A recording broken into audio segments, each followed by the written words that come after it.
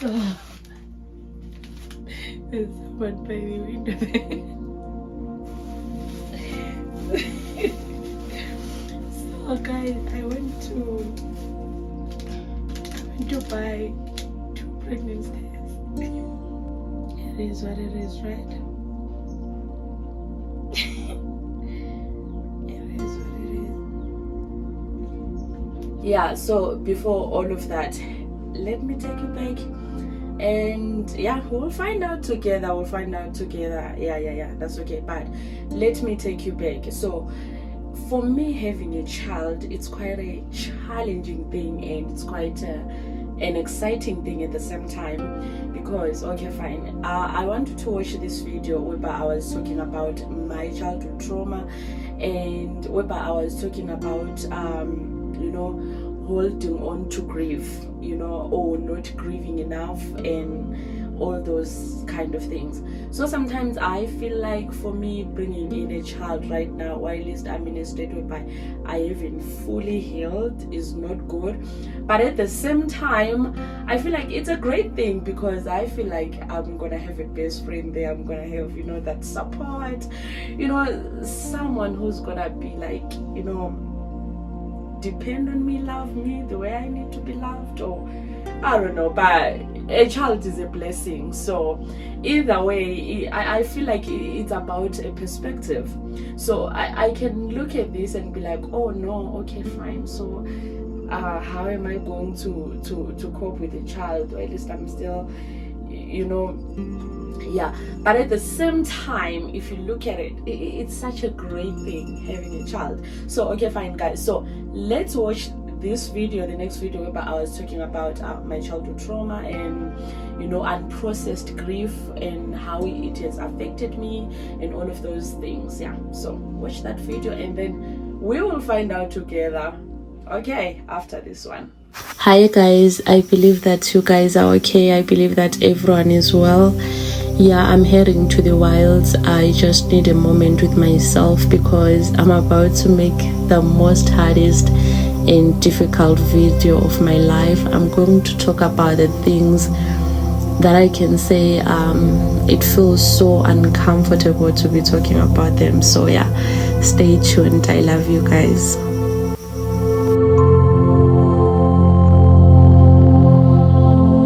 Today I'll be sharing with you my experience after losing both my parents, how I adjusted to life without them, and the damages their passing caused to me.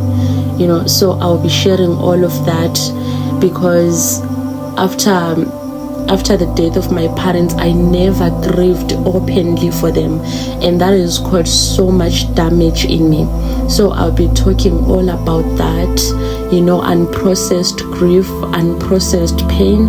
I'll be talking all about those things, and the damage that it has caused in my life, and the things that I'm doing to get healing, to be better, so that I don't plead on the wrong people.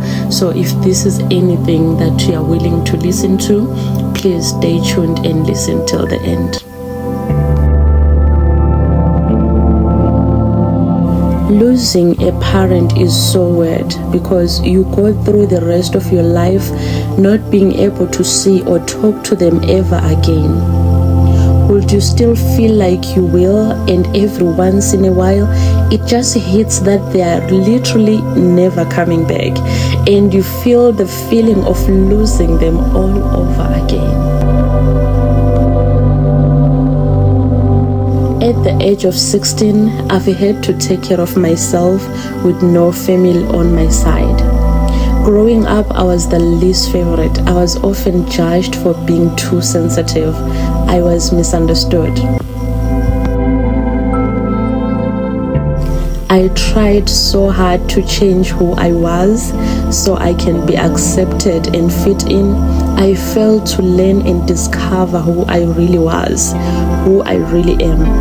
I've gotten an identity crisis for far too long that it has only been few years since I started figuring out who I am, my true identity.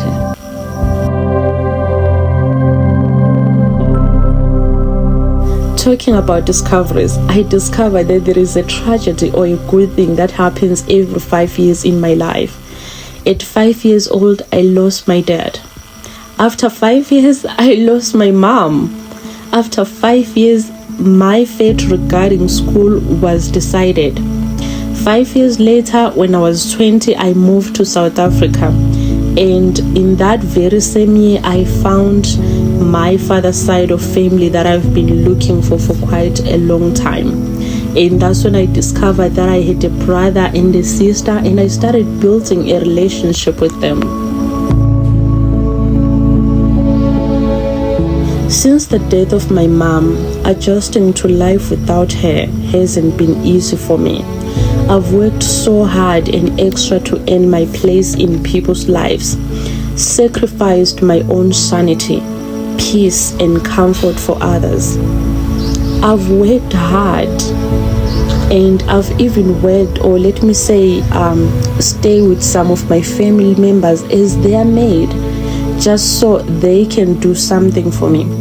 And I didn't mind it because it was my only chance to visit and experience the city life. I didn't care what the conditions were, as long as I'm in the city. Hence, I took my first job as a maid soon after writing my O-level so I could rest a bit. There's nothing worse than not feeling chosen. This is one thing that is so hard to talk about because every time I address something that bothers me, I became the problem.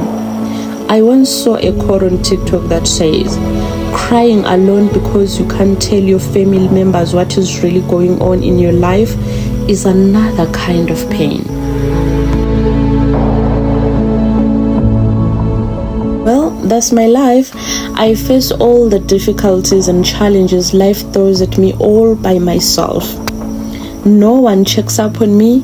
If ever we get to talk, it will be me who reached out. No one reaches out to me. Sometimes I sit down and wonder if my life is really worth living. I mean, since I finished my O-level 12 years ago, I haven't achieved a single thing. I mean, something tangible.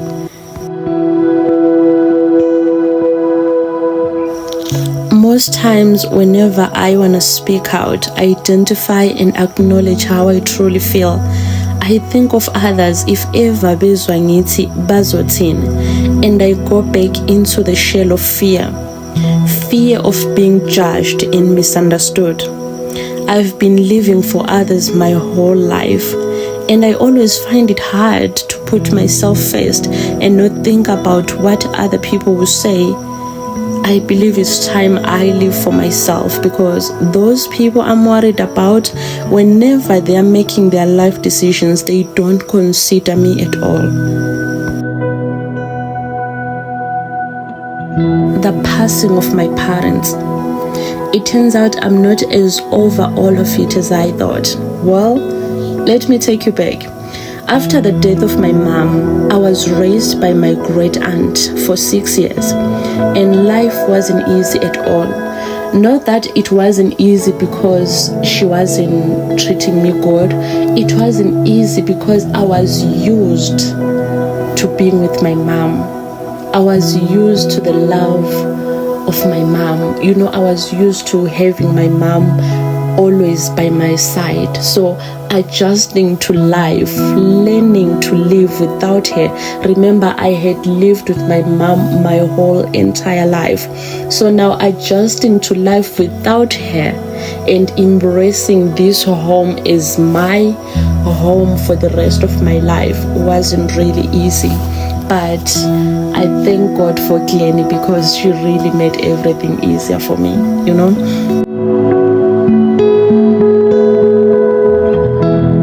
Adjusting to life without your mother is one of the hardest things ever. The reality of being an orphan and not having to see your parents ever again is such a crucial pain only orphans can understand. The rest of you can only imagine. When my dad passed away, my mom was our comfort. But as soon as she was gone, the reality started hitting really hard. that now I'm like a tree planted in the midst of the desert. The conditions aren't and weren't in my favor.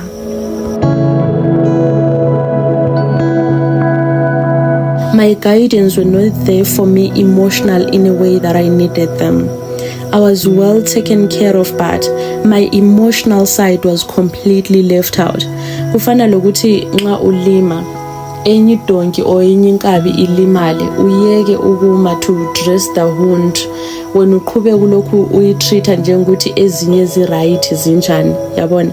So all of this has caused me to believe that my thoughts, feelings and desires just don't matter, and this has caused me to question anything I've experienced and struggle to trust how I actually feel. I find it difficult to let people in, and constantly I worry about what others think of me. Growing up without my emotional needs being met, oh my God, it has left me without a secure foundation to grow from. Sometimes I even struggle to know who I am, what I want, and that am I valued? The signs that I've recognized and that are strongly visible is that I'm a people pleaser.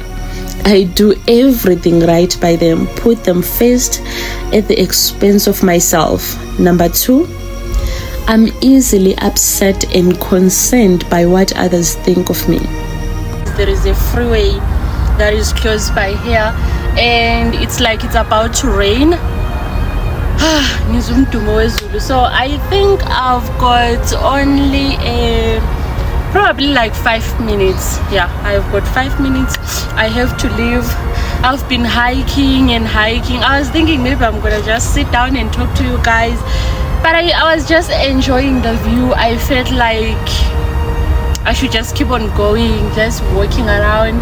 And right now it is so scary in the wilds. Yo, it's so scary here because izihlahla zonke zihlumile, kuyi-green nje, kuminyene, kuhlangahlangene. The last time I was here, I was with my sisters. Oh no, I was with my other sis from church. Yeah, so today I'm here again by myself. Yeah, so okay,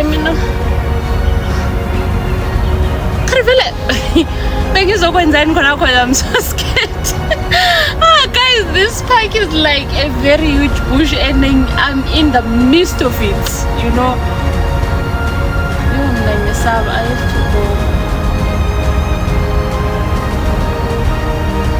I really wish all orphans could understand all of this. I remember I once had a conversation with my sister Natasha. She told me that, do you know that orphans, some of the orphans are the most entitled human beings on earth? Because sometimes we feel like this didn't happen to me because I lost my dad. This didn't happen to me because I lost my mom. And we tend to magnify all these excuses. We become lazy. We lack the drive. The focus, the determination, you know, that drive to fight for what you want. I feel like for me, I reached a stage whereby I looked at the children that had both parents but were having less than me. And I looked at myself. I was like, but then that one, she has got a mother, she has got a father, but she didn't go to college. She didn't go to university. Why? Because maybe they didn't have money or something or whatever. There's always an excuse. There's always an excuse why you didn't get where you were supposed to be. Even if you've got all parents, but there's always an excuse. So my point here is stop having excuses. Stop having excuses. Man up on your life, because right now I'm at a point whereby I'm owning up. I'm taking full responsibility for my actions. The level that I'm in right now, I will tell you, Why are you not growing? I'm not growing because I'm procrastinating. I'm not growing because I'm lazy, because I'm not focused, because I'm not fighting enough for what I want. It's me. It's not because of that person didn't help me, or my uncle somewhere didn't help me, or that. No, it's no longer about that, but it's about me. So sometimes grief and losing people that really matters to us, those things, they affect our progress, because sometimes we accept our state and we believe that we are where we are because 1, 2, 3 happened to us, or who and so are not in our lives anymore. But then I wish people could understand that life goes on. Even if you lost your parents, you lost your husband, you lost your wife, you lost your brother, your siblings, whatever, I want you to know that life goes on. It's okay to grieve for them. And one thing that I always advise people is that when you go through grief, please deal with it. Deal with it. If you lose someone, please grieve for them. If you need to cry, if you need to talk about it or whatever, but please go through that phase. Don't skip it, because it's really dangerous. And for me, I think the other challenge was when my mom passed away, I never saw her when she was sick. The last time when I saw her, she was perfectly fine. She was perfectly fine. She was perfectly well. And then she came to me. She was like, goodbye. She went to her parents. That's when her sickness got worse. And she passed away when she was that side. So I never got closure because I never saw my mom sick. And I wasn't there in her funeral. I feel like I was old enough at the age of 10. I was old enough for them to take me to my mom's funeral, for me to get that closure. I feel like even sometimes to just see those many people gathering there, I feel like it helps to know that this person is gone. But remember, if the person, you last saw this person in a healthy state, in a perfect state, then the next thing someone comes and tell you that your mom is gone, is no longer with us. You don't even attend the funeral. You never saw her sick. So you don't literally get closure, because to me, it's like my mom is somewhere in another country. My mom just disappeared. I never fully got the closure that, my mom really passed away. Of course, it comes because, day one, you don't see her. A year passes, another year, a decade passes, she's not there. No one is talking about it, and everyone is testifying that, yes, indeed, she passed away. But then as for me, I'm not sure. You are telling me that she passed away. It's people's testimonies. But I feel like, according to me, I don't have closure. So it affected me a lot. So I'll advise people to always go through that. To go through the grief, cry. I never cried. Of course, I cried when I was alone, but I don't remember crying openly, or maybe going to an elder to talk about my mom, or to tell someone that I really miss my mom today. I'm thinking about her, or anything. I never ever opened up to anyone about it.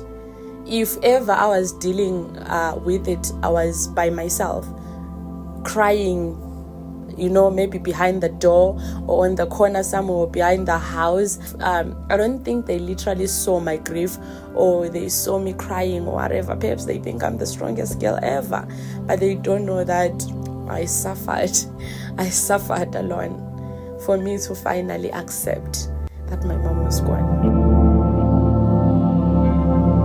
Going through tough times like grief is never easy, but understanding the stages of grief might help you to make sense of it all. First, there's denial. It's like your mind saying, no, this can't be happening, as the situation might feel unreal or too painful. The next one is anger. This is where frustration kicks in, and you might find yourself asking, why me? It's totally okay to feel this way, and it's a natural part of the process. After that comes bargaining. This is when you start making deals with yourself or something else. It's a way of trying to gain control, even if it's really not possible. Then comes depression. This is a tough stage, but it's also a sign that you are processing things. I feel like this depression stage, it really affected me a lot because I felt like I was alone. And one thing about this, I feel like if I was able to open up to my family and everyone who was around me, they were going to understand me and they were going to help me to actually deal with this better. Knowing my grandmother, my great aunt, the one who raised me, she's so kind. Even my grandfather, if I went to them and told them about my depression and my grief and how I was failing to accept the situation, they were going to help me. Like even Kienina, Pra, Philippa, all of them. Like I have got a very supportive family by my side. But I feel like I did all of this to me because I never opened up to them. And I feel like some of them are going to find out on this video that I actually struggled with grief because I never ever grieved in front of them. No one saw me crying for my mom, maybe except on the day when I heard the news. But on the other days, no one saw me grieving. No one heard me talking about it.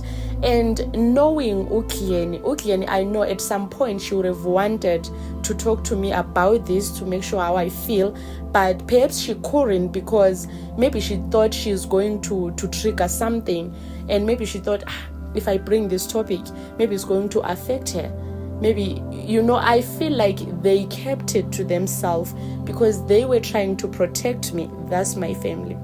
So they never discussed all of those things with me because according to them, I'm coming from an African family. So sometimes we don't talk about these things to protect the people that we love, So I went through all of those stages alone. I'll just go and hide when it's overwhelming, when it's too much. I'll go inside the room and cry by myself. I'll go to the bush and cry by myself. I'll take a bucket and pretend like I'm going to fetch water and cry by myself. But I feel like if I had the courage back then to go to them, things were going to be different. I know they would have loved to be part of my healing journey, my healing process. Yeah. Finally, there is acceptance. This is when you start to find a way to move forward. It doesn't mean you are over it, but you are finding a new normal. Remember, grief takes time and everyone goes through these stages differently. That's what you need to know. Like, we don't grieve the same way. We don't go through these stages the same way, but we go through these stages differently. Some people, it takes them short time. Some people, it takes them forever. And remember, this pain, grief, it doesn't go away. But it's like you learn to live with the pain. It's like you learn to create a beautiful painting around it, but it literally doesn't go away. It's always there. You just learn to live with it. So this acceptance stage, this is where I'm at right now, like where I've accepted, finally and fully accepted. But before, I used to believe I was less privileged and this and that didn't happen to me. I didn't achieve 1, 2, 3 because I'm an orphan, all of those things. Only if my parents were still alive, I was going to go to college, I was going to go to varsity, like there are so many instances whereby we blame our circumstances and our situations, and we believe this didn't happen to me because of 1, 2, 3. This, even if it's not even about grief or the fact that you are an orphan or all those other things. Someone can just say, I didn't go to work today because I didn't have money for transport. But believe me, here in South Africa, if you don't have money for transport, trust me, if you go to the taxi rank right now and you just approach any marshal, you tell them, that I need to go to this place, but I don't have money for transport. They will tell you, sit there, I'm going to talk to the driver. Or you go to the driver, I don't have money for transport, please help me. You'll be like, get in. Or sometimes they will give you. Even if you are short, you go to the taxi rank, you tell them, I'm short, please help me with it. They help you, you know. So I feel like sometimes as people, we blame situations, circumstances. I didn't do this because I don't have that. I didn't post my video because I didn't have data. There are many places with free Wi-Fi, you know. So I feel like we lack our solutions, and we lack the determination. If you really want something, you stop making excuses. You know, if you really want something, if you really want to achieve something, you stop making excuses, because honestly speaking, the excuses are always going to be there. There are always going to be plenty of excuses. So you just have to be someone different and choose that I'm not complaining. I'm not, you know, like you try, you push. Because I remember when I went to Bulawayo, I started going to night school. I was working during the day and going to school at night. I was doing the night school, you know. Like if you really, really want something, you go for it. If you really want something, you go for it. Yes, there was a time and an age where all those excuses were acceptable. You know, like, of course, maybe if I can tell you that this and this because my mom and my dad are normal, there is an age and there is a time whereby those excuses are acceptable. But right now, I am the product of my own thoughts and my decisions, not my past or my upbringing. You know, so you get to a point where you man up, you own up, you take full responsibility of your life. You stop blaming circumstances, you stop blaming situations. You take life head on, you face it head on and be like, I'm dealing with you, you know. And that way, if you live a life whereby you are not full of excuses, you see that there are so many opportunities out there, and you discover that you are unstoppable and you are unlimited. You know, there is no limit to what you can do, but you are limiting yourself because of your excuses. One thing that I know is that where there is a will, there is a way. If you definitely want something, even if you don't see tomorrow, if you want to go back to school, even if you don't know how you're gonna do it, but if you truly want that and you take a step towards that, trust me, God is going to raise people to meet your needs. God is going to raise people. God is going to send help. God is going to meet you halfway. Believe me.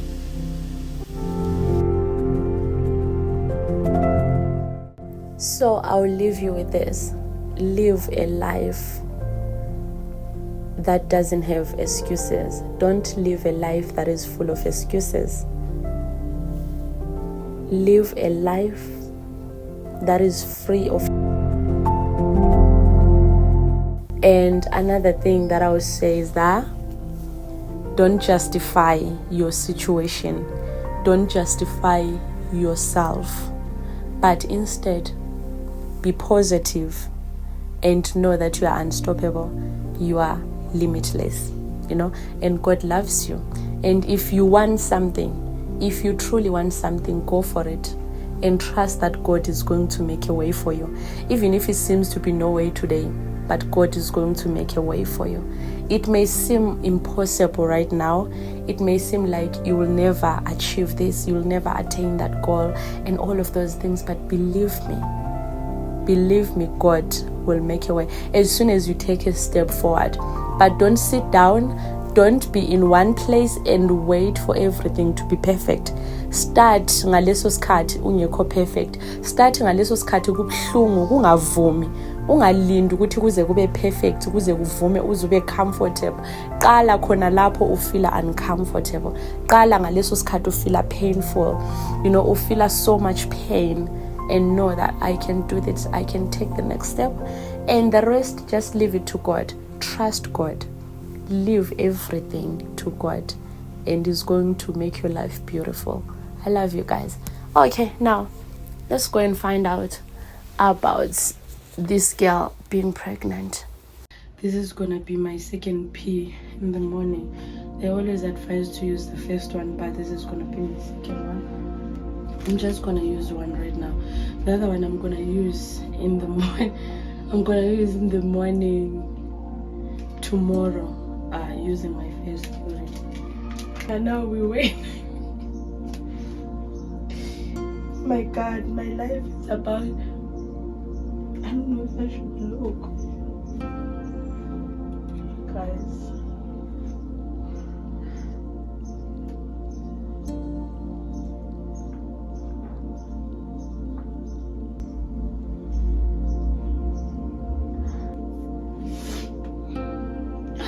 Where did this bitch go to? Okay, guys, a moment of truth. Do you know what this is? Oh my God. It is what it is, right? It is what it is. Guys, I guess we just have to gather the courage and tell him I'm not pregnant, guys. I'm not pregnant. Look, I don't know if it's gonna focus. Let me show you. Oh my God. Look at that. Try to focus. You see? See how clear? Oh my God, that's too close. Just one clear line.